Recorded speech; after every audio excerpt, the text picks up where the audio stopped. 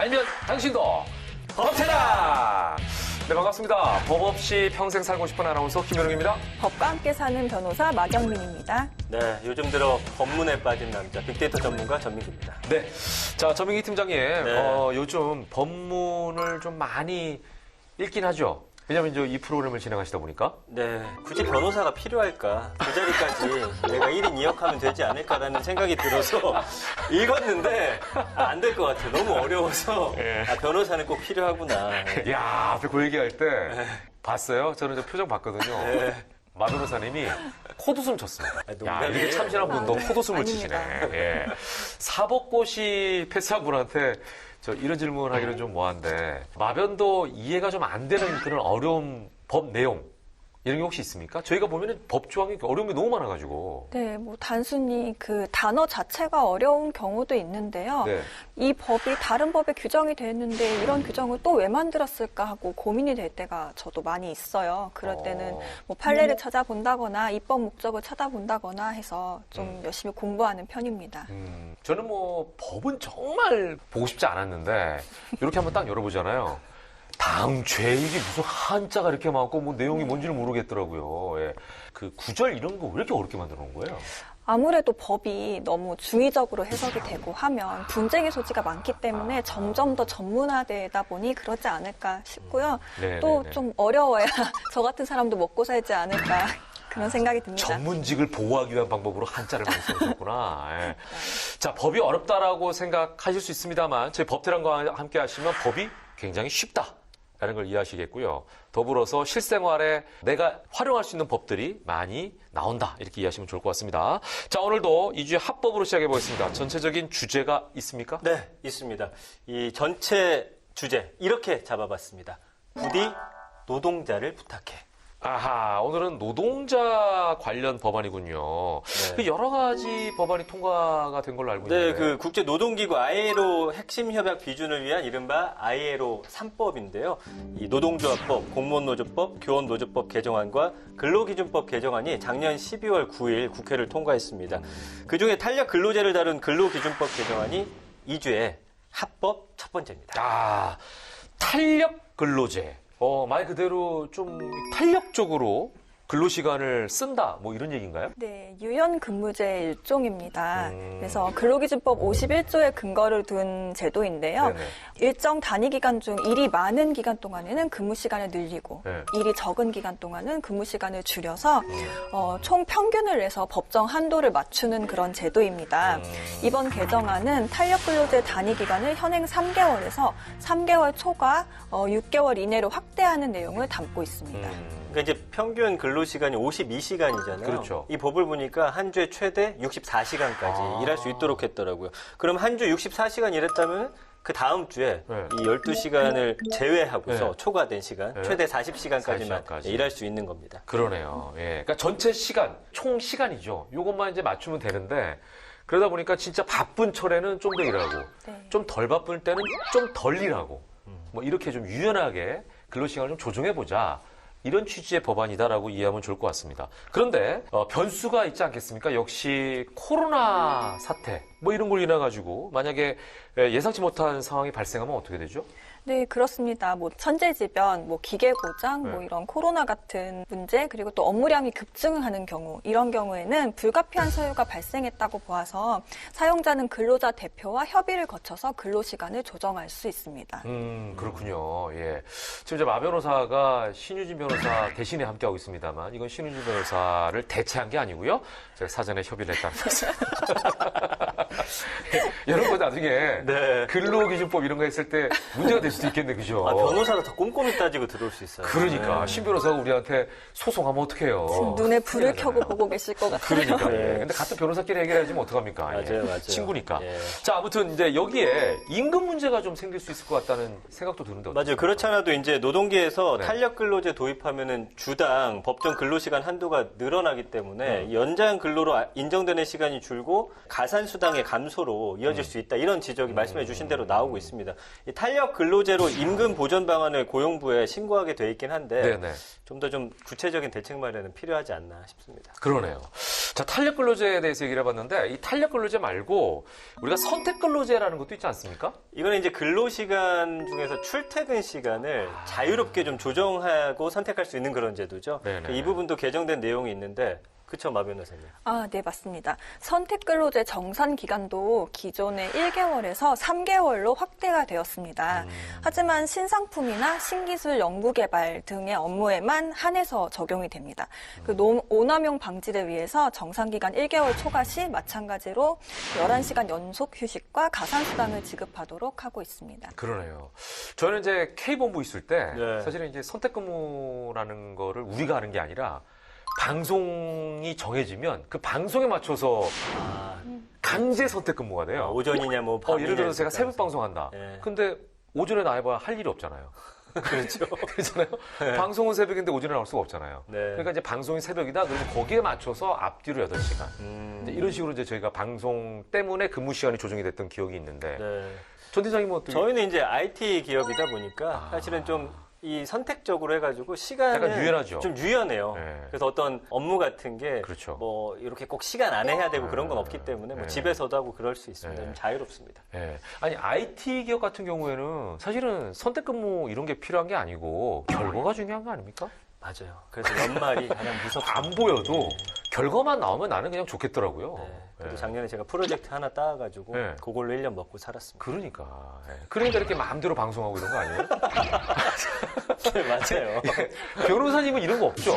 사실은 예를 들어서 뭐 법원도 가고 어디도 가고 이래야 되는 시간들이 다 근무 시간 아닙니까? 그렇죠. 변호사는 재판이 잡히면 네. 그거는 뭐 당연히 출석을 해야 되고 그러니까. 그 외의 시간에 모든 업무를 다 해야 되는데 그래서 보통 일이 많을 때는 오전에는 법원만 다니고 이제 저녁 먹고 나서 서면을 쓴다거나 하는 경우도 되게 많고 갑자기 뭐 의뢰인이 구속이 됐다 하면 제가 근무 시간 끝났으니까 놀아야지 이럴 수 없잖아요. 그래서 네네네. 사실 굉장히 정해진 근무 시간이 없습니다. 그러니까요. 예. 저희가 이제 품위 있는 방송이기 때문에 이런 표현을 쓰기는 좀 그렇습니다만 그러다 보면 농땡이도 가끔 저 법원 갑니다. 안 갔으고 어떻게 잡아내죠?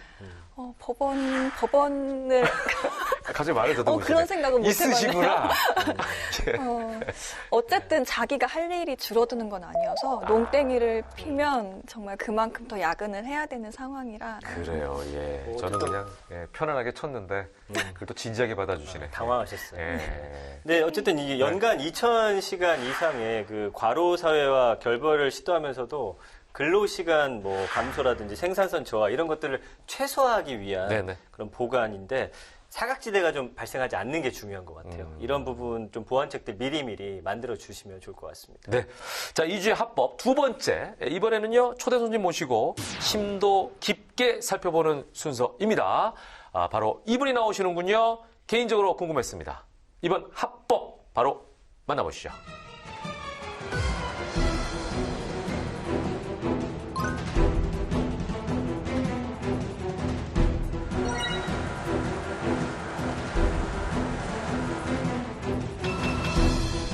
과로로 숨진 택배 기사가 12명이나 됩니다. 있는데 택배 노동자들의 과로사가 잇따르는 가운데 택배 기사 또 한 명이 오늘 숨졌습니다. 택배 노동자들이 죽어나가는 현실을 제대로 좀 바로잡기 위해서 같이 힘을 모아주실 것을 간곡하게 당부드리면서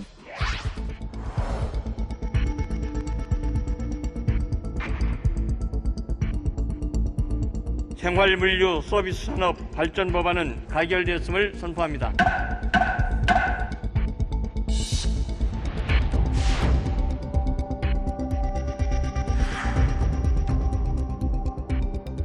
병원에 갈 시간조차 없이 밤 12시까지 주 6일을 일해야 하는 초장시간 노동의 문제, 관광제로 택배 분류를 해야 하는 공짜 노동의 문제,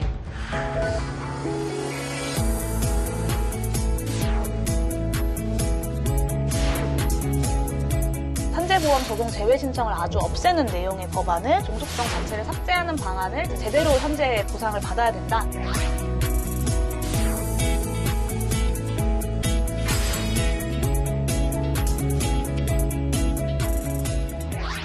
기본소득당 유일한 금배지이십니다. 국회의원 용혜인 의원 나오셨습니다. 어서 오십시오. 네, 반갑습니다. 반갑습니다. 네. 안녕하세요. 자, 어떻게 보면 이제 유일한 원이슈 정당, 기본소득당. 네. 기본소득당원의 80%가 10대, 20대라고 들었어요. 네, 아주 젊은 정당입니다. 그래서 제가 국회에서는 굉장히 어린 편인데요. 네네. 당에 가면 나이가 좀 많은 편입니다. 저희 평균 나이가 한 24세 정도 되거든요. 네. 근데 제가 올해 31살이니까 한 네. 7살 정도 많습니다. 그러니까요. 이게 이제 상대적이라는 게 되게 재미있어요. 저도 제 모임에서는 항상 막내입니다. 아, 네. 네.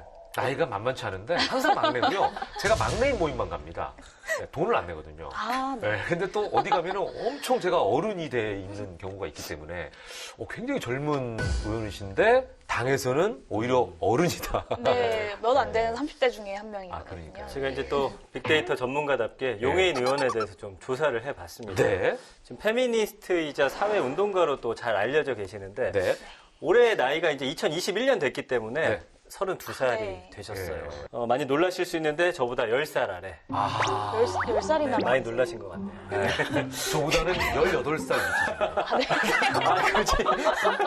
그 지난 4.15 총선 때 더불어민주당 비례위성 정당이죠. 더불어시민당으로 옮겨서 네. 비례대표로 당선이 되셨고 다시 나와서 기본소득당의 유일한 의원이자 원내대표로 지금 기획재정위원회 위원으로 활동하고 계십니다. 네. 1990년생인 의원님들이 또 누가 있으시죠? 국회에? 21대 국회에는 이제 90년대생이라 그래가지고 90년대생. 저 말고도 네. 이제 전용기 의원이 91년생, 네. 그리고 류호정 의원이 92년생 이렇게 있습니다. 보니까 21대 국회 300명 의원 중에 여성 의원이 57명, 그리고 전체 19%로 역대 최고더라고요. 네. 그 중에서도 정말 젊은 의원님이신데, 그래서 좋은 점, 혹시는 힘든 점 있으실까요? 사실 이제 여성이 적다 하지만 별로 체감을 잘 못했어요. 이제 기본소득당 같은 경우는 정치인들이 다 여성들이었고 네네네. 더불어시민당 같은 경우도 비례정당이었기 때문에 후보의 절반 이상이 여성이었거든요. 네네. 근데 막상 국회에 와서 실감을 좀 했습니다. 그래서 다 비슷하게 검정색, 회색, 남색 양복을 입으신 50대 이상의 남성 의원님들을 보고 네. 얼굴을 구분하는 게 사실 가장 어려운 점이었어요. 그래서 이제 저희가 또 센세이션했던 거는 유 의원 같은 경우에는 또 옷을 또 좀 화려하게 입으시고 해가지고 기사도 많이 나고 했던 그런 기억이 있습니다. 그 작년에 국회 연설하는 것도 아주 당차시던데요. 21대 국회는 최저 기준 4평짜리 방에서 살아가고 있는 사람들의 주거권을 보장하는 국회가 되어야 합니다. 강남 3구의 국민들만 걱정하는 것이 아니라 먹지도 자지도 않고 수십 년 월급을 모아야만 내 집 마련이 가능한 서민들의 대표자가 되어주십시오. 21대 국회 초반, 지금 이제 1년이 되진 않았습니다만 의정 활동을 자체 평가를 좀 해주신다면 100점 만점에 몇 점 정도를 주고 싶으세요? 이게 진짜 어려운 질문이라고 네네네. 생각하는데 일단은 처음 한 해였기 때문에 조금 후하게 주자면 한 65점 정도? 후하게 주셔도 65점이요? 너무 박하신 거 아니세요? 네. 21대 국회에서 하고자 했던 것들이 아직 네. 많이 남아있기 때문에 네. 더 많이 주긴 좀 어려울 것 같고 근데 다만 국회에 이제 한 명의 의원이 있는 정당으로서 좀 작은 스피커이지만 최대한 많은 메시지들을 전달하려고 했던 점에서 좀 의미 있었고 올해는 좀 더 잘하고 싶다라는 욕심이 있습니다. 아니 너무 박하게 주셨어요. 요즘에 수홍이양 가면 옛날 사람 아닙니까? 옛날 점수 따지면 양이거든요. 65점이 양인가요? 이런 얘기하면 할수록 양을 많이 옛날 사람이라는 게 자꾸 들통이 나는데. 근데 아니 혼자 활동하시는 게 정당에 나밖에 네, 없잖아요. 네. 외롭진 않으신가요? 네, 외롭기도 하고 2020년에 활동을 하면서 2명만 딱 더 있으면 좋겠다라는 생각을 많이 했어요. 네. 왜냐하면 국회에서 보통 네. 정무, 당무, 정책 이렇게 세 가지를 하는데 그렇죠. 저는 혼자 세 가지를 다 해야 되는 거죠. 그래서 하나씩 나눠서 할 수 있으면 참 좋겠다라는 생각을 했고 또 다르게 생각해 보면 혼자기 때문에 더 거기에 대한 사명감이라든지 네. 책임감 이런 것도 많이 드실 것 같아요. 제가 궁금한 게 하나 더 있는데 이제 기본소득당의 어떤 목표가 모든 국민이 매월 60만 원씩 네. 이제 기본소득으로 받게 하겠다라는 거였는데 맞아요. 이런 기조에 대해서 사실은 반대하는 분들도 꽤 많잖아요. 예, 사실 이제 기본소득에 동의하시는 분들도 굉장히 다양한 모델들을 갖고 계시거든요. 그러니까 예를 들면 기본소득당은 60만 원 모델을 가지고 있지만 어떤 분들은 이제 30만 원 주장하시는 분들도 계시고 이재명 경기도지사 같은 경우는 연간 10만 원에서부터 시작하자라고 이야기하시는데요.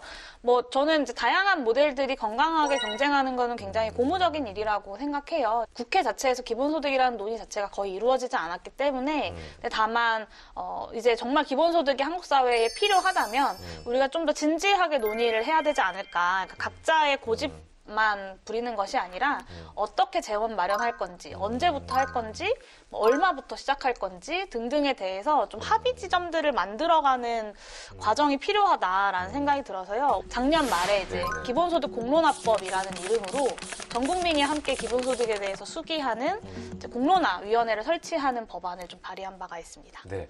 근데 이제 말씀을 듣고 있다 보니까 좀 궁금해지는 게 왜 60만 원을 선택을 하신 거죠? 아, 네. 이게 네. 기본소득이 모든 국민에게 어떤 최소한의 소득을 보장하는 취지가 있잖아요. 정부가 정한 2020년 기준 최저 1인 가구 최저 생계비가 한 52만 8천 원 정도 됩니다. 그래서 실제로 1년 정도 뭐 공론화를 거치고 그 다음에 정도가 되면 1인 가구 최저 생계비가 한 60만 원 정도 될 것이기 때문에 정부가 정한 기준에서부터 시작하자라는 취지입니다. 그렇군요. 자, 이제 본격적으로 2주의 합법, 용해인원과 함께하는 두 번째, 뭐죠? 김현욱 씨랑 우리 마 변호사님 혹시 택배 많이 시키시나요? 택배요? 네. 저는 많이 봅니다. 본다고요? 네. 아내가 시키죠. 저랑 똑같으시네. 깜짝 놀랍니다. 문을 열면 항상 택배가 문 앞에 와 있어요. 맞아요. 쌓여있죠. 저도 하루의 일과 시작을 택배 뜯는 걸로 시작을 합니다. 아, 많이 시키세요? 네, 뭘 그렇게 아이들 뭐 시키세요? 식재료 같은 것들, 뭐 마트를 잘 못 가니까요. 맞아. 대부분 택배를 이용하는 편이에요. 맞아요. 제 아내도 이제 아이 거라고 해서 뜯어보니까 네네네. 다 본인 거예요. 그래가지고 한번 다 떴던 적이 있습니다. 저도 이제 본의 아니게 하루 이틀 정도 이제 확진자들과 접촉한 분들과 접촉한 경험들이 있어가지고 결과를 기다리면서 뭐 자가격리, 능동적 자가격리 한 적이 있는데 이제 갑자기 자가격리를 해야 되는 상황이 오니까 이제 본의 아니게 또 이 새벽 배송 같은 거 많이 이용하게 되더라고요. 식재료들. 이미 이제 작년부터 이 코로나 때문에 진짜 물량이 어마어마하게 늘었을 거예요. 실제로 제가 아는 분은 상표니까 브랜드니까 직접 얘기 못하고 으릉 회사의 대표인데 주가가 어마어마하게 올랐다고 하더라고요. 택배가 워낙 늘었으니까. 실제로 많이 늘었죠.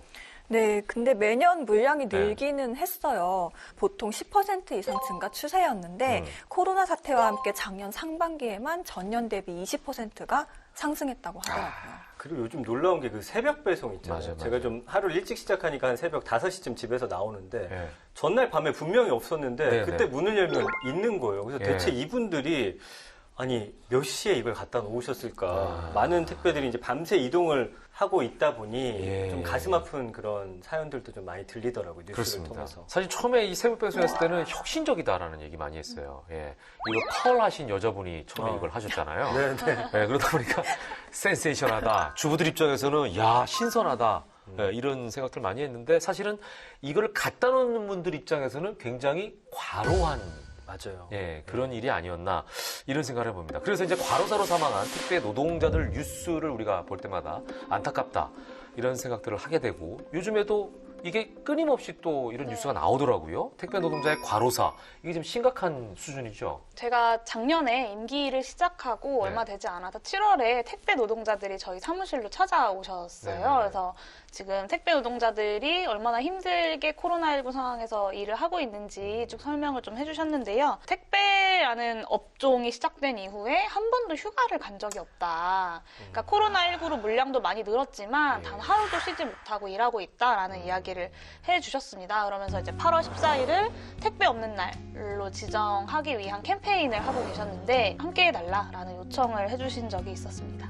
그래서 지정이 됐지 않나요? 매년 8월 14일 택배 없는 날. 국내 택배 사업이 도입된 지가 올해로 지금 28년 됐는데 그 택배 노동자분들의 첫 휴가였다고 합니다. 사실은 좀 너무 이해가 안 됐어요. 좀 어이도 없고. 어떤 분은 그래서 이 택배를 쉬고서 처음으로 부모님하고 여행을 가서 소원을 풀었다라는 분들도 있었고 뭐 아팠던 병원을 다녀왔다라는 이야기도 들었는데 택배 무조건 빨리 받고 싶어 했는데 이런 소식들 듣고 난 이후부터는 좀 내가 늦게 받아도 되겠구나 이런 생각까지 했습니다. 실제로 과로사가 올해 또 많이 문제가 됐는데 아파서 병원 갈 시간이 없다라는 분들이 정말 많이 계셨어요. 병원에 가면 그 병원에 가느라 배송 못한 부분에 대해서 본인이 또 많이 배상해야 되기 때문에 참고 일하게 되는 거죠. 근데 이 배달하는 것만 과중한 것이 아니라 오전에 이제 출근해서 이제 택배를 분류하는 일들까지 다 택배 기사분들이 하고 계셨고 이것은 이제 공짜로 이루어지는 노동이었습니다. 근로기준법상 노동자가 아니기 때문에 또 근로기준법의 보호를 받지 못하는 분들도 계시고 그리고 산업재해 같은 경우도 산재 적용이 가능은 하지만 또 사업주의 눈치가 보여서 혹은 그 보험료가 부담이 돼서 적용 제외 신청을 통해서 이제 산재 상황이 발생하더라도 보상을 받지 못하는 분들도 굉장히 많이 계셨습니다. 산업안전보건공단에서 공개한 자료에 따르면 작년 상반기에만 7명의 노동자들이 택배 과로로 사망을 하셨고 근데 이분들이 이제 그 전에 택배 없는 날 지정을 하기 전에 택배 노조에서 주장했던 5명의 과로사 하신 분들은 포함되지 않은 숫자였던 거예요. 그러니까 상반기에만 벌써 10명이 넘는 분들이 돌아가셨던 거죠. 이제 그러면서 작년에 이제 택배 노동자들의 과로사 문제가 한국 사회에 굉장히 중요한 이슈로 떠오르게 되었습니다. 그렇습니다. 저희도 사실은 이 과로사 뉴스가 나지 않았다면 이분들이 이렇게 쉬지 않고 일을 하시나? 이런 생각을 못했을 것 같아요. 몰랐을 거예요. 예. 밤낮 없이 6일을 근무를 하신다 그래요. 그래서 내놓은 이제 과로사 방지 3법이란 게 있습니다. 이걸 하나씩 좀 살펴보도록 하죠. 네, 제가 준비를 했습니다. 용해인 의원의 택배 노동자 과로사 방지 3법입니다. 네. 자, 하나하나 살펴볼까요? 자, 첫 번째는 택배 노동자에게도 정당한 산재보험을 산업재해 보상보험법 일부 개정안입니다. 네. 이제 시청자 이해를 돕기 위해서 먼저 특수형태 근로종사자라는 개념을 이해를 해야 하는데요. 특수형태 근로종사자란 일정한 사업주에게 종속해서 일은 하긴 하지만 근로 방법이나 근로 시간은 본인이 알아서 다 결정을 해야 하고요. 또 특별한 사업장이나 점포가 없습니다. 그래서 본인이 직접 소비자를 찾아가서 서비스나 재화를 제공을 해야 하는 게 있고요. 또 그 실적에 따라서 자기의 소득이 결정되는 이런 분들을 이야기합니다. 대표적인 특수형태의 근로 종사자로는 택배 노동자, 보험설계사, 학습지 교사 등이 있습니다. 그러니까 특수형태 근로 종사자. 우리가 이제 일반적으로 알고 있는 근로자와는 완전 다른 형태의 종사자들을 네. 얘기하는 거네요. 특고라고 많이들 특고. 부르는데요. 제가 이제 개정한 택배 과로사 방지 3법의 내용은 주로 네. 3가지인데 첫 번째가 이 내용입니다. 그래서 적용제외 신청을 없애자는 것인데요. 이제 2008년에 특고 노동자들에게도 산재보험 적용이 가능하게 되었지만 이제 사업주의 눈치가 보여서 아니면 보험료가 부담이 되어서 적용제외 신청을 하는 분들이 많이 계셨어요. 그래서 실제로 노동상담, 산재상담을 받으시는 분들이 이제 상담을 받으러 오시면 첫 번째로 물어보는 게 적용제외 신청하셨어요? 라고 물어본다고 하더라고요. 왜냐하면 적용제외 신청을 했으면 아무리 이 사고가 산재 사고라고 하더라도 절대 보상을 받을 수 없는 상황, 병원비 지원을 받을 수 없는 상황이 되는 거죠. 그래서 사업주의 산재에 대한 책임을 조금 희석시키기도 하고 노동자들이 일하면서 경험하게 되는 질병이라거나 사망에 대해서 전혀 어떠한 보상도 받지 못하게 되는 상황이 있어서 산재보험 적용 제외 신청을 아주 없애는 내용의 법안을 발의를 하게 되었습니다. 네. 그러니까 이것도 어떻게 보면 고용주의 눈치를 보니까 네. 그렇게 하는 거 아니겠습니까? 그죠? 예. 말 그대로 적용 제외 신청 제도라는 건 산재보험에서 내가 제외되도록 해주세요. 라고 신청한다는 거죠? 네, 맞습니다. 네. 그 현재 택배 기사님들이나 뭐 보험 모집인 등 이 14개 직종의 특수형태 근로 종사자 분들은 산재 적용 대상은 맞습니다. 그렇지만 작년 9월 기준 80%에 가까운 특수형태 근로 종사자 분들이 적용 제외 신청을 하셔서 지금 현재 산재 적용이 사각지대에 놓여 있다고 볼 수 있습니다. 이게 본심이 아닐 거 아니에요? 맞아요. 사실은 그 특고 종사자가 이거를 사유에 관계없이 적용 예외를 신청할 수 있기 때문에 애초 취지하고는 좀 달라질 수가 있는 거죠. 예를 들어서 뭐 사업주의 권유라든지 유도 그러니까요. 이런 거 오남용이 많기 때문이다 뭐 이런 분석이 나오던데 근데 이 부분에 대해서는 좀 작년에 개정이 되지 않았나요? 네, 작년 정기국회에서 이제 뭐 임신이라거나 뭐 출산이라거나 아니면 이제 사업자의 기책 사유에 따른 1개월 이상의 휴업 같이 이제 실제로 일을 하지 않는 경우에만 적용 제외 신청을 할 수 있도록 법 개정이 되었는데요. 근데 적용 제외 신청 자체는 남아 있기 때문에 네네. 일하는 사람이 일하다가 다치면 치료받을 수 있어야 한다라는 이 아주 기본적인 원칙이 지켜지지 않을 수 있는 가능성은 여전히 좀 열려 있는 것이죠. 뭐 이런 부분들은 좀 챙겨봐야 될 것 같습니다. 그리고 이제 전속성 규정을 없앤다는 건 뭐죠? 현재 산재법 특수형태 근로종사자에 대한 규정 중에는요. 네네네. 주로 하나의 사업에 그 운영에 필요한 노무를 상시적으로 제공하고 보수를 받아 생활하는 것을 요건으로 하고 있습니다. 예를 들어서 김현욱 씨에게 프로그램 하나만 해라고 하면 어떻게 하시겠어요? 열받죠, 일단. 예. 왜냐면은, 물론 법태랑 하나만 하라 그러면 너무 좋겠습니다. 생계 유지에 좀 네, 그렇죠. 위험성이 있죠. 이제 그런 경우에만 네. 뭐 적용이 되게 하겠다. 뭐 이런 악법인 네. 거죠, 어떻게 보면. 그러니까 하나의 사업장에서만 산재 혜택을 받을 수 그러니까 이게 있는. 전속해라. 네. 옛날에 예를 들어서 우리가 소속사가 있으면 거기에만 전격적으로 속해라라는 뜻이잖아요. 네, 어떻게 보면 딴 그러면 데는 못한다. 그 여기만 회사를 전속해라. 통해서만. 근데 예를 들면 뭐 대리운전 하신다든지 뭐 네. 이런 분들 계실 텐데 그런 분들은 그럼 어떻게 해야 되는 거예요? 네, 이제 대리운전 하시는 분들이나 배달 라이더 분들 같은 네네네. 경우에는 여러 사업장에 일을 하시는 분들이 그렇죠, 많아요. 그렇죠, 왜냐하면 그렇죠. 건당으로 보통 계산을 많이 네, 하시기 네. 때문에 그래서 적용이 안 되는 경우가 굉장히 많고요. 네. 그리고 세부 지침에서 이제 몇 % 이상을 하나의 사업장에 더 많이 종속되어서 일을 하고 있는가를 따지는 문제도 발생을 합니다. 그래서 정부도 이제 플랫폼 노동 대책을 내놓으면서 이제 올해 1분기에 법 개정안을 만들어서 이 종속성 자체를 삭제하는 방안을 좀 내용으로 정했다고는 하는데요.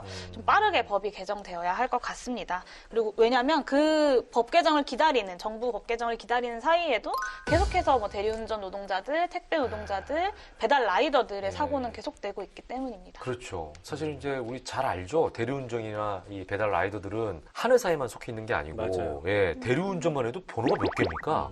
그 번호를 다 콜이 뜨는 대로 받아가지고 가는 거기 때문에 네. 좀 특수한 경우인 거죠. 맞아요. 근데 예. 이제 말씀해주신 부분 중에 하나의 사업이라고 돼 있는 명시된 이 부분이 네. 좀 문제가 되는 것 같은데 또 어떤 내용들이 있나요? 네, 그리고 세 번째는 이제 고시 임금이 아니라 일반 노동자들의 수준에서 이 보상 기준 금액을 정해야 하는 문제가 있습니다. 그래서 일반 노동자들 같은 경우는 퇴직금 계산의 기준이 되는 최근 3개월간의 임금을 기준으로 이제 산재 보상의 기준 금액을 정하는데요. 네, 맞아요. 이제 특고 노동자들 같은 경우는 이제 고용노동부의 고시 임금으로 이 보상 기준 금액을 정합니다. 그래서 그 기준이 배달 라이더 같은 경우는 월 145만 원 정도, 그리고 택배는 220만 원 정도인데요.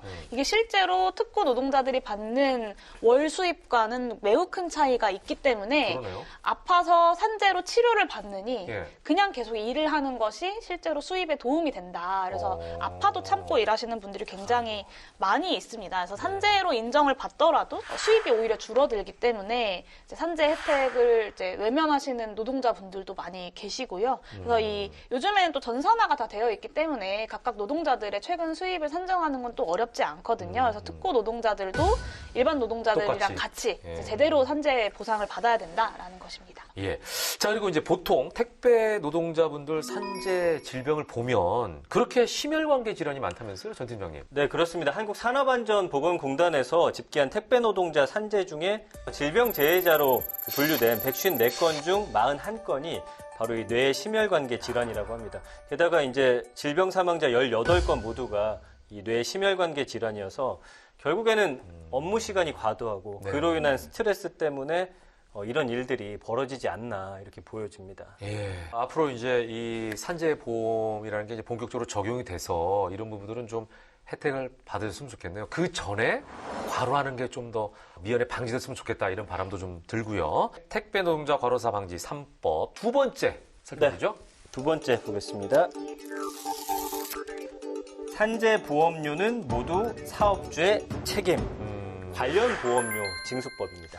네, 이제 작년 정기국회에서 법이 개정되었습니다. 적용 제외 부분이 없어졌는데요. 여전히 이 보험료를 사업주와 노동자가 반반 부담하는 것은 좀 그대로 남아 있습니다. 그래서 이제는 택배 노동자들이나 배달 라이더들이 전에는 적용제외 신청을 해서 내지 않던 보험료를 이제는 강제로 내게 된 것이죠. 그래서 다른 노동자들처럼 이제 산재 보험에 대한 부분은 사업주가 전액 부담을 하는 내용으로 법 개정안을 제출을 했고요. 지금 당장은 이제 문제가 되지 않았지만 작년에 개정한 내용들이 시행되게 되는 2021년 7월이 되면 이 보험료 문제가 결국엔 불거질 수밖에 없다고 보고 있습니다. 일반 직장 다니는 근로자들은 이제 4대 보험이라고 그래가지고 그렇죠. 예, 다 들어있잖아요. 무슨 뭐 의료보험, 그 연금보험, 고용보험, 뭐 산재보험 이게 다 들어있는데 그 중에서 이제 연금보험 같은 경우는 직장에서 뭐 얼마 내고 네. 개인이 얼마 내고 이런 식으로 돼 있지만 산재는 다 직장에서 내게 돼 있는 네. 거잖아요. 그죠? 어찌 보면 이제 평등하게 하자는 얘기예요. 네, 그렇습니다. 그들을 더 해주자라는 얘기도 아닌 거죠. 어떻게 보면. 당연한 네. 거잖아요. 그렇죠.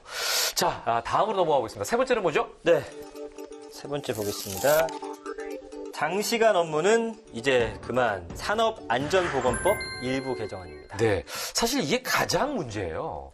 사람이 어느 정도 일을 하고 나면 좀 쉬어서 충전하게 되고 또 그 충전하고 나서 다시 일하게 되고 이렇게 돼야 되는데 노동 시간이 너무 과하다는 거 아니겠습니까? 네, 일하다가 아프게 되거나 혹은 사망에 이르는 경우에 보상을 잘 해주는 것도 중요하지만 네네. 사실은 아프거나 사망하지 않도록 하는 것 자체가 더 근본적인 해결책일 수밖에 없거든요. 근본적인 문제를 해결하는 방법은 택배 노동자들, 라이더들의 이 근로시간을 단축하는, 노동시간을 단축하는 문제입니다. 근데 현재 상황에서는 좀 여의치 않은 부분들이 있어서요. 제가 생각이 났던 게 산업안전보건법이었습니다. 네네. 이제 산업안전보건법 같은 경우는 2018년에 김용균법이라는 이름으로 개정이 되면서 이제 근로기준법상 노동자들뿐만 아니라 일하는 사람들이 다 적용이 되게 되었습니다. 네, 이게 바로 이제 태안화력발전소 비정규직 노동자 사고 때 나온 얘기죠. 네, 위험의 외주화 방지를 비롯해서 산업 현장의 안전 규제를 대폭 강화한 산업안전보건법, 이른바 산안법 개정안으로 2020년 1월 16일부터 시행이 되었습니다. 2018년 12월 충남 태안화력발전소 협력업체의 비정규직 노동자 고 김용균 씨가 운송설비 점검을 하다가 사고로 숨지는 비극 이후에 본격적으로 논의가 이루어지면서 김용균 법이라는 명칭이 붙었습니다. 예. 네, 그렇습니다. 이 산업안전보건법 개정안에 정부의 책임을 좀 명시를 했는데요. 이제 장시간 근로 등 업무 과중으로 인한 건강재해 예방, 그리고 예방 지원 및 지도 부분을 넣고 택배 운송 종사자 등에 대한 안전 조치로 과도한 장시간 업무를 시키지 못하도록 정한 내용입니다. 근데 제가 이 법안을 만들면서 택배 노동자분들이랑 만나서 대화를 좀 네. 해보니까 가장 걱정하시는 것이 일하는 시간이 줄어들게 되면 소득이 줄어든다라는 그렇죠. 것을 많이 걱정하시더라고요. 시간 길게해서 급여가 네. 책정이 되니까 어떻게 보면 그리고 또 일한 만큼 벌잖아요. 네, 시간이 네. 길어져야 더 많은 택배를 예. 배송해서 건당으로도 더 많은 돈을 벌 수 그렇죠. 있기 때문에 네. 그래서 이제 가장 걱정하시는 부분이어가지고 현재의 장시간 업무 시간을 줄이면서도 수입이 줄면 안 되니까 소득 저하 방지 방안 등을 당사자들과 협의해서 고용노동부 장관이 정하도록 하는 내용을 담고 있습니다. 그 좀 용 의원님께서 보시기에 지난 국회 때 그 통과된 택배 노동자 보호법은 좀 역부족이다 좀 이런 생각 드시겠어요? 네, 이전보다는 분명히 나아간 지점이기는 하지만 더 근본적인 해결책을 좀 찾아야 된다. 왜냐하면 사람이 지금도 너무 많이 죽고 다치고 있기 때문에요. 이 문제를 그냥 손 놓고만 있을 수는 없다라는 것이고요. 산재보험의 적용을 받게 하는 것도 중요하지만 산재라는 상황 자체가 발생하지 안 않도록 하는 내용들이 국회에서 더 폭넓게 논의되어야 할 것 같습니다. 네. 당장 또 앞으로 설이라고 하는 우리 맞아요. 민족의 고유 명절 다가오고 있지 않습니까? 벌써부터 이제 택배의 대이동이 시작될 것 같아요. 또 설이면은 서로가 인사를 하게 되고 마음을 전하게 되고 이제 이런 경우들이 많은데 이게 이제 단순히 생각해 보면 택배 기사를 더 충원해서 해야 되나? 이거 어떻게 보십니까, 이 상황을? 네, 이제 순리대로 산재나 임금이나 이런 문제들이 정리가 잘 된다면 택배기사를 급한 대로 충원을 하는 것이 하나의 선택지가 될 수 있겠지만 현실은 좀 그렇진 않은 것 같습니다. 네네. 만약 지금 상태에서 그렇게 되면 심야 배송을 좀 제도화하게 되는 것이기도 하고 영업점에서 계약을 변경하고자 할 경우에 택배기사들한테 사전에 이제 알리고 의견을 들어야 하는데 악용할 우려가 있다라는 생각이 들고요. 택배기사를 또 확충하게 됐을 때 이게 건당으로 이제 수수료를 받으시기 때문에 이 배송하는 물량이 줄어들게 되면 또 소득이 줄어드는 문제가 있습니다. 그래서 네네. 지금은 택배 기사를 확충하는 것도 필요한 일이지만 사실은 오전에 이루어지고 있는 공짜 분류 노동을 이제 추가로 인력을 고용해서 그 부분에 대한 노동 시간만이라도 줄이는 것으로도 충분히 더 많은 이제 휴식 시간을 보장할 수 있을 것이라고 좀 보고 있습니다. 그래서 휴식 시간을 보장하고 확대해 달라는 노동자들의 이야기에 좀 귀를 기울이면 좋을 것 같습니다. 네, 얘기를 이제 들으면서 이런 생각이 드네요. 진짜 이 택배 노동자분들의 고마움을 우리가 그동안 생각지 못했던 것이 아닌가. 예. 그래서 택배가 제 시간에 딱 와야만 되고 늦게 오면은 이거는 여기에 대해서 항의해야 되고 이렇게 생각하는 분들은 정말 택도 없는 얘기다. 맞아요. 예, 이런 생각을 하게 됩니다. 참 고맙다라는 생각을 좀 해야 될 것 같아요. 예. 저는 이제 들으면서 네. 사실은 택배 배달만 하시는 줄 알았는데 분류 작업까지 하시는데 이거는 어떻게 보면 무임금이잖아요. 네. 거의. 그렇죠, 그렇죠. 그렇기 때문에 이런 어쩐 네. 제도 자체도 좀 바뀌어야 될 것 같고 우리 인식도 바뀌어야 될 것 같아요. 너무 빠른 배송만 우리가 바라는 게 아닌가 그런 좀 반성도 좀 했습니다. 그러네요. 아내에게 좀 얘기를 해야겠네요. 좀 자꾸 여유 있게 아내 시켜라. 탓을 좀 여유 있게 시켜라. 예, 조금 여유 있게 시간을 좀 두고. 맞아요. 아, 요즘에는 마음 새벽 편하게. 배송 받지 않기 이런 네. 거 선택할 수 있는 맞아요. 항목도 아, 있더라고요. 그래요? 이렇게 좀 배려를 하는 마음이 전달이 된다면 네. 또 그런 그 문화가 형성되지 않을까 이런 생각도 해봅니다. 이게 이제 근본적인 어떤 대책이 아닐까 이런 생각도 들고요. 자, 아무튼 오늘 여러 가지 얘기를 해봤습니다. 늘 기본 원칙을 위해서 달리는 기본소득당의 용혜인 의원님이셨는데 뜬금없는 얘기인 것 같습니다만 올해 뭐 기쁜 소식이 하나 있으시다고요? 네, 올해 저희 가족에게 새 식구 한 명이 더 생겨날 예정입니다. 아, 이거는 하늘에서 택배가 네, 펠리컨이 아, 이거 뭐 언제죠? 5월 말에 출산 예정이고요. 3명은 튼튼이라고 지었습니다. 튼튼히 건강하게 잘 자라달라는 건강이 의미로. 최고입니다. 네. 아니 근데 휴가 가시면 예. 그 자리 누가 하는 거예요? 예, 혼자 그러게요. 계신데 정당에. 네, 이제 그래서 휴가는 저는 짧게 쓰고요. 네. 남편이 육아휴직을 대신 쓸 예정입니다. 아, 그것도 방법이네요. 네, 그래서 네, 네. 육아휴직도 이제 여성들만 지금은 의무로 되어 있는데 네. 남성들에게도 육아휴직을 의무화하는 법안도 좀 네, 준비하고 네. 있습니다. 예. 자, 누구보다 뜻깊은 새해를 맡고 계신 용혜인 의원님의 올해 목표 한번 여쭤보겠습니다. 네, 이제 작년 한 해 동안 한 사이클을 돌아가면서 네. 어떻게 해야 하는지, 국회의원이 어떤 역할을 해야 하고 또 1인 정당으로서 어떤 계획을 가지고 의정활동을 해야 하는지를 좀 많이 평가하고 네. 경험할 수 있는 시간이었고요. 이제는 본격적으로 잘 해야 하는 시기가 열렸다고 생각합니다. 그래서 21대 국회에서 2021년에는 좀 기본소득에 대한 논의가 확장되고 더 많은 사람들이 지금보다 더 자유로운 삶을 살아가면서도 지금의 코로나19로 인한 경제 위기를 해결할 수 있는 다양한 방안들에 대해서도 모색하는 좀 그런 내용들의 법안들을 많이 준비하려고 하고 있습니다. 그래서 작년에는 이제 첫 해였다면 올해 이제 2년 차부터는 좀 더 전문적이고 프로페셔널한 모습을 보여드리는 것을 목표로 하고 있습니다. 어우, 말씀만 들어도 아주 뭐 든든하고 네. 굉장히 당차시네요. 예. 전 오늘 우리 용 의원님 이야기 듣다 보니까 네. 정말 당연히 보호받아야 되는 분들이 보호 못 받고 있는 게 너무 안타까웠어요. 사각지대에 있는 거죠. 예, 근데 아까 하신 말씀 중에 이제 남편들의 출산 휴가를 의무화하겠다. 요 부분 지켜주시면 제가 올해 둘째 약속하겠습니다. 용 의원님 소수당이시지만 일당백하는 모습 보여주시기를 제가 열심히 응원하면서요. 네. 저도 2명을 순산했거든요. 제가 순산 기운을 드릴게요. 네, 감사합니다. 저도 그럼 이런 말씀 드려야겠네요. 저도 힘을 갑니까? 불어넣어드리겠습니다. 아들, 딸 쌍둥이를 한 번에 낳았습니다. 아, 정말요? 그 힘을 촥촥 예, 하면서 제가 여기서 콩그레츄레이션으로 마무리를 하도록 하겠습니다. 감사합니다. 콩그레츄레이션. 네, 오늘 나오셔서 고맙습니다. 네, 감사합니다. 네.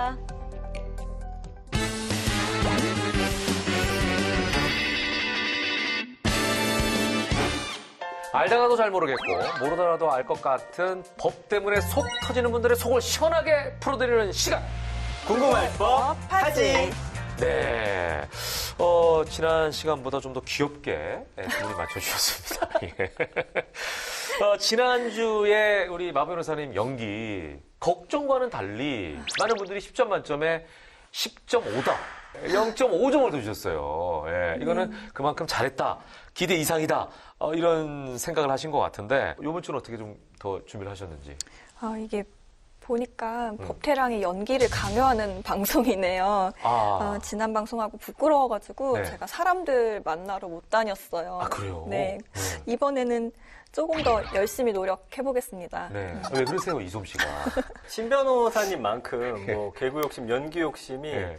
드러나진 않는데 네. 속으로는 있다. 왜냐면 아까 제가 이제 대기실에서 화장실을 가는데 속닥속닥 소리가 들려요. 화장실에서? 아니 문 안 그 안에서 대기실 안에서 그래가지고 그때 연습하고 계시더라고요.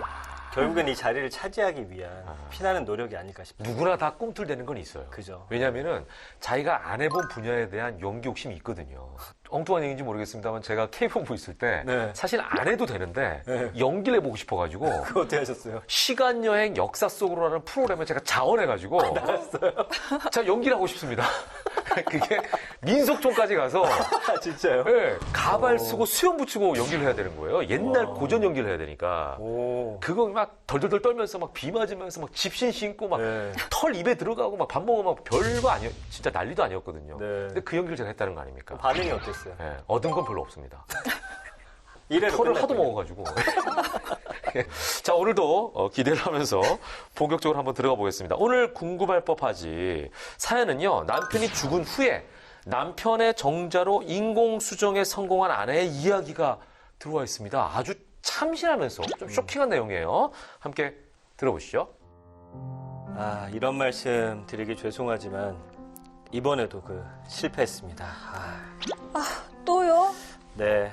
하지만 희망이 전혀 없는 건 아니고요. 시간을 좀 천천히 갖고 시도하다 보면 꼭 아기가 두 분에게 찾아올 겁니다. 자기야, 원장님이 가질 수 있다잖아. 당신 몸부터 좀 챙겨야지. 우리 마음 편하게 먹고 다시 한번 시도해보자. 결혼한 지 5년이 지나도 아이 소식이 없던 부부. 간절한 마음에 인공수정을 여러 차례 시도했지만 거듭 실패했습니다. 그런데 이게 웬일입니까? 엎친 데 덮친 격으로 예기치 못한 일이 벌어졌습니다. 여보, 여기 왜 이러고 누워있어? 여보, 일어나봐. 뺑소니 촬영에 치여서 병원으로 이송됐는데요. 오래 버티지 못하고 그만 운명하셨습니다. 안 돼요. 그럴 리가 없어요. 여보, 눈 좀 떠봐. 나봐. 나는 어쩌라고. 여보! 그렇게 갑작스런 사고로 사랑하는 남편을 떠나보내고 하루하루 겨우 살아가던 아내. 어느 날 친구 덕에 잊고 있던 사실을 깨닫습니다. 너 언제까지 세상 다 산 사람처럼 이러고 있을 거니? 어머머머, 세상에 산송장이 따로 없네. 산송장이야. 네 남편 죽었다고 너까지 따라 죽을 거니, 얘? 그럼 어떡해. 나한테는 그 사람밖에 없는데. 나 죽을 것 같아. 자식이라도 있으면 자식 보고 산다는데. 아유, 죽기 전에 애라도 만들어주고 떠났으면 좀 좋아. 아우, 원망스럽다, 내가 다. 에? 맞다. 인공수정. 내가 왜 그 생각을 못했지? 남편 정자가 아직 보관 중이거든. 친구야, 나 그걸로 인공수정을 다시 해봐야겠어. 뭐? 어머, 얘. 너 큰일 날 소리다. 남편도 없는데. 안 돼. 그게 내 마지막 희망이야. 그렇게 해서라도 남편 아이를 낳을 수만 있다면. 그래, 나 결심했어. 그런데 이게 웬일입니까? 신이 그녀의 편을 들어주신 걸까요? 삼신 할머니가 감복한 걸까요? 아내는 놀랍게도 남편의 정자로 인공수정에 성공했고 1년 후에 출산을 하게 됩니다. 어머머머, 얘. 애가 딱 배서방이다. 그렇지, 엄마. 이 둥글둥글 복으며 웃을 때 보조개까지 그이랑 똑같아. 아니 근데 얘는 이제부터 배 씨가 되는 거니? 아니면 우리 씨가 되는 거니? 그 집안 사람들 좀 이상한데 그 친자를 안 받아주면 어쩌나?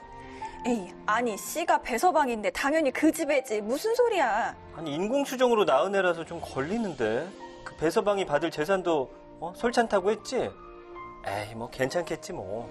걱정 마, 엄마. 얘 봐. 어딜 봐서 김씨겠어. 딱 배서방 새끼지. 까꿍. 애기. 애기였어요? 마녀인 줄 알았어요. 예.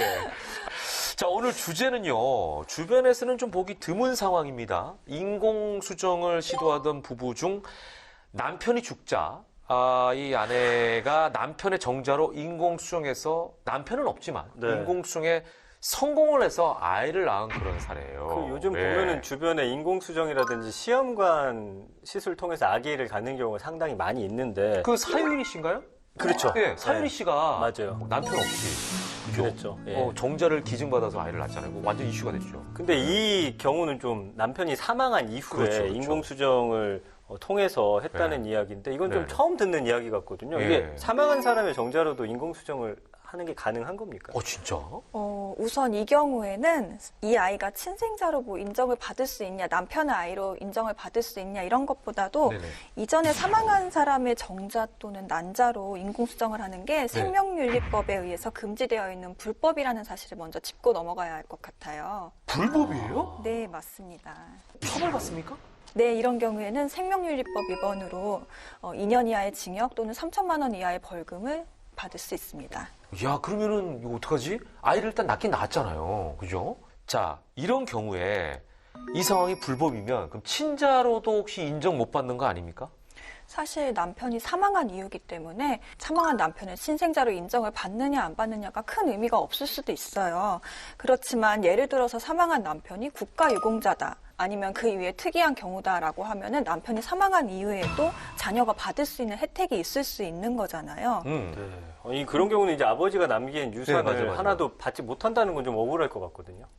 네, 그래서 이런 특수한 이유 때문에 남편을 친생자로 인정을 받기 위해서 소송을 통해서 인정을 받아야 하는 겁니다. 야, 근데 저는 솔직히 이런 일이 진짜 있었는지도 궁금한데 실제로 이런 소송이 있었습니까?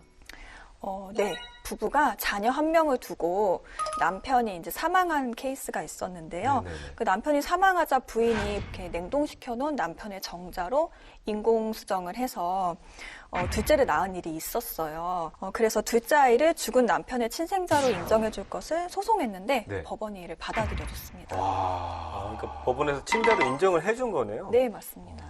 근데 이 경우에는 이제 부부 사이에 첫째 아이가 있었고 네. 그랬기 때문에 유전자적으로 친부가 남편이라는 사실을 확인하는데 그렇게 어렵지 않았다는 점이 크게 네. 작용을 한 것 같아요. 근데 이 경우 아직 1심 판결이라서 조금 지켜봐야 하기는 하지만 그래도 참고하시면 좋을 것 같습니다. 유전자 검사가 이제 첫째 아이가 있으니까 네. 형제 간에 이 검사를 할 수가 있군요. 네, 그렇습니다. 예. 근데 아까 제가 이제 사유리 씨 얘기도 했습니다만 사실은 이런 경우도 엄청나게 이슈가 됐던 게 우리 사회에서는 사실은 어찌 보면은 생각지도 못했던 그런 상황이 이제 벌어진 거예요. 맞아요. 이게 이제 법적으로 되냐 마냐 말이 좀 많았죠. 그때 이제 기사도 많이 나고 했었는데 저도 이제 궁금해서 찾아보니까 이게 불가능한 건 아니더라고요. 그쵸, 마변님? 네, 맞습니다. 예를 들어서 결혼하지 않은 여성이 자신이 사랑하는 사람과 아이를 낳았다. 이게 불법일까요? 그렇지는 않잖아요. 그렇죠. 사랑하는 남자의 아이를 낳을 수 있어요. 그런데 남의 정자를 받아서 이제 아이를 낳을 수 있느냐 이건데요. 사실 이건 법적으로 지금 되냐 마냐를 논할 내용이 아닙니다. 현행법상 비혼 출산을 금지하고 있지는 않기 때문입니다. 그러니까 우리 이제 미혼, 비혼 뭐 이런 표현을 쓰는데 네. 예, 비혼모는 합법이라는 겁니까? 네, 뭐 금지하고 있는 법률이 없기 때문에 합법입니다. 그러니까 이게 이제 아이는 결혼한 부부 사이에서 꼭 태어나야 된다. 어떤 우리 사회 가족 개념에서 온 좀 논란인 것 같네요. 그래서 해외 사례를 보니까 비혼모하고 아이로만 구성된 그런 가족 형태가 사실 낯설지만 않잖아요. 예. OECD 회원국들 평균 혼외 출산율이 40%를 넘는다고 합니다. 그렇군요.